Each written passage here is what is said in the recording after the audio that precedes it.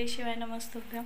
तर आज आहे सोमवार आणि आजचा हा माझा पशुपतीनाथचा शेवटचा सोमवार म्हणजे 5वा सोमवार आहे। तर मी चालले पूजा करायला आणि मेन म्हणजे आज हर्षचा पहिला पेपर 10वीचा, तो गेला आत्ताच। नाश्ता वगैरे करून दिला मी आणि बघा पूजेचं ताट काढून झालेलं आहे। गडवा भरून घेतला पाण्याचा, फुलं, हार, बेल। चला तर आम्ही जातो आता पूजा करायला। 9:30 वाजले, आज थोडं लेट झालं। हर्ष आत्ताच गेला निघून पेपरसाठी आणि आम्ही पूजा करून येतो। आत्ता चाली मंदिरातून पूजा करून। तर बघा पूजेचं ताट आणलेलं आहे। तर हे ताट आता दिवसभर झाकून ठेवायचं आणि संध्याकाळी पुन्हा हेच ताट न्यायचं असतं। तर हे ताट मी आता झाकून ठेवलं। आणि आजच्या स्वयंपाकामध्ये स्वयंपाक तर मुलं आल्यानंतर म्हणजे शाळेतून घरी येतील ना, तर तेव्हा मी बनवेल, कारण की त्यांना जे लागलं तेच बनवून द्यायचं असतं। तर आज मी काही स्वयंपाक करत नाही। तर बघा रेसिपी आहे आज काहीतरी स्पेशल।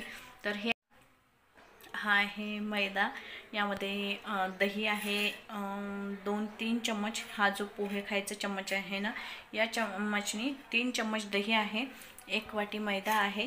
तर हे मी जिलेबीसाठी रात्रीलाच भिजत घातलं होतं। तर छान ते फेटून घेतलं आणि आता यामध्ये कलर, जो की जिलेबीचा कलर असतो ना, तो घालायचा आणि छानशा जिलेब्या तळून घ्यायच्या। तर चला पूर्ण प्रोसिजर मी आता दाखवते। सगळ्यात आधी हे जे भांडे आहे हे क्लीन करायचे आहे, पण ते नंतर करते। सगळ्यात आधी जिलेबी काढते, नंतर मग हे आणि ते भांडे सगळे सोबत क्लीन करून घेईल। जिलेबी बनवायचं म्हटलं की आदल्या दिवशी दह्यामध्ये आपल्याला मैदा लावून घ्यावा लागतो। तर तेच मी केलेलं आहे। आदल्या दिवशी पोहे खायचा जो छोटा चम्मच आहे ना, त्या चम्मचने 3 चम्मच दही घेतलं आणि 1 वाटी भरून मैदा घेतला होता। तो मैदा त्या दह्यामध्ये भिजत घातला आणि जर दही खूप घट्ट असलं त्यामध्ये आपण पाणी घालू शकतो। तर मी पाणी घालून ते छान फेटून ठेवलं होतं। गरम ठिकाणी ठेवायचं। तर मी ते गॅसच्या ओट्यावरती गरम ठिकाण असते म्हणून मग तिकडेच ठेवलं होतं झाकून। आणि बघा आता कढईमध्ये तेल घातलेलं आहे। पसरट कढई जर असली ना तर खूप छान त्यामध्ये जिलेबी खूप छान निघते।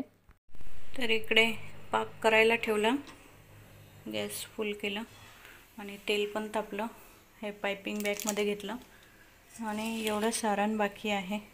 तर आधी एवढ्या जिलेब्या काढते आणि मला ते डायरेक्ट पाकामध्ये टाकायचे आहे। पाक मी आधीच ठेवायला पाहिजे होता, पण काही हरकत नाही, होऊन जाईल। तोपर्यंत हे तळून घेते। तर छोटी जी प्लॅस्टिकची बॉटल असते ना पाणी प्यायची, त्या बॉटलमध्ये पण आपण हे सारण घेऊ शकतो।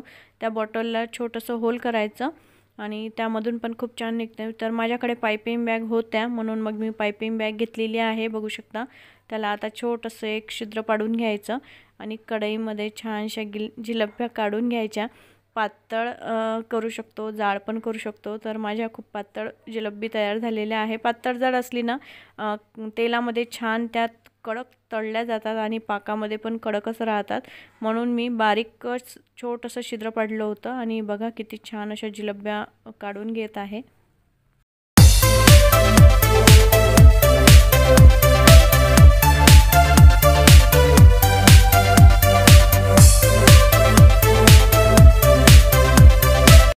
जिलेबी तयार झालेली आहे आणि छान सॉफ्ट, बिलकुल सॉफ्ट नाही, कडक आहे बिलकुल।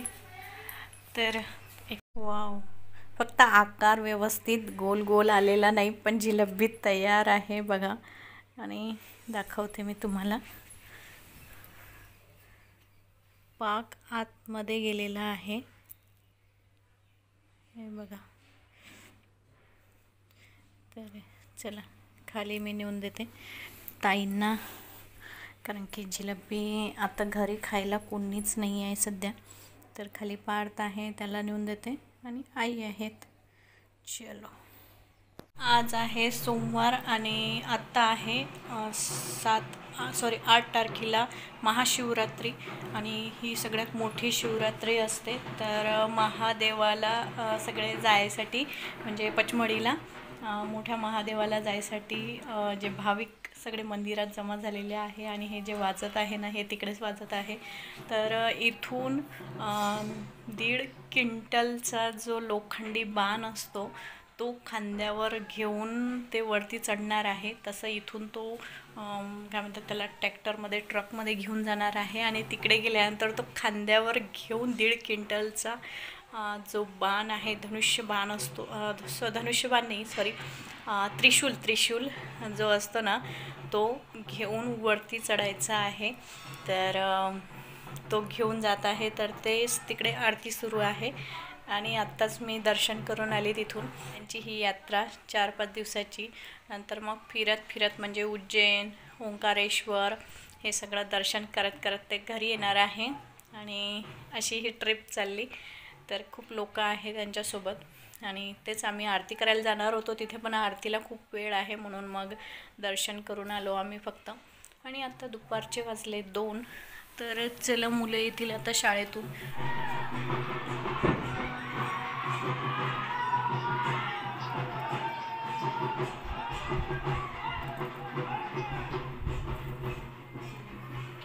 पचमडीला चालले बाळा हे सगळे.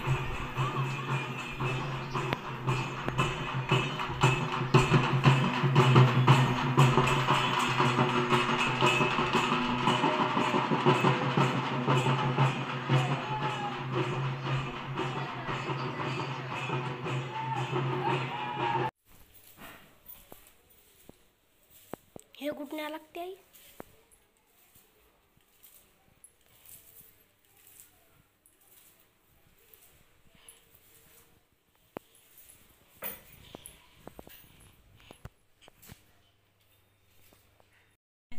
आरतीचं ताट संध्याकाळचं आणि सामान घेतलं. तर आत्ता जातो आम्ही मंदिरात. सायंकाळचे 5:30 वाजले. आज मी मंदिरातला पूर्ण तुम्हाला परिसर दाखवणार आहे. तर चला.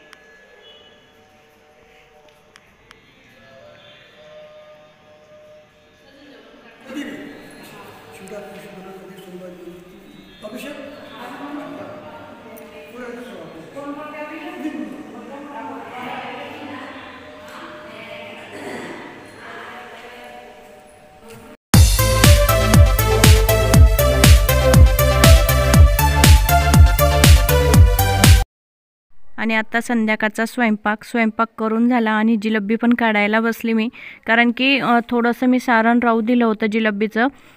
तर मुलं पण घरी नव्हते दुपारी म्हणून, आणि कोणीच घरी नव्हतं, मला तर उपवासच होता. मग मी आत्ता ही सगळी जिलेबी काढून घेत आहे. बघू शकता अजून परफेक्ट जिलेबी आता तयार झाली, मगापेक्षा पण आता खूप छान तयार झाली होती. फ्रेंड्स बघा, आधी घड्याळ रात्रीचे 11 वाजले. माझे सगळे कामं आवरून झाले. आज खूप वेळ झाला आणि बघा किचन सगळं आवरून घेतलं.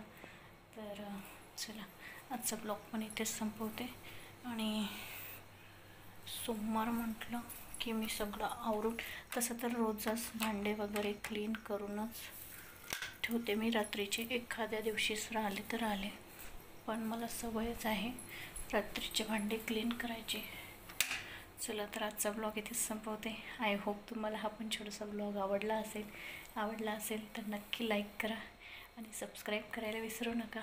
चला तर भेटू नंतरच्या न्यू ब्लॉगमध्ये. जय गजानन.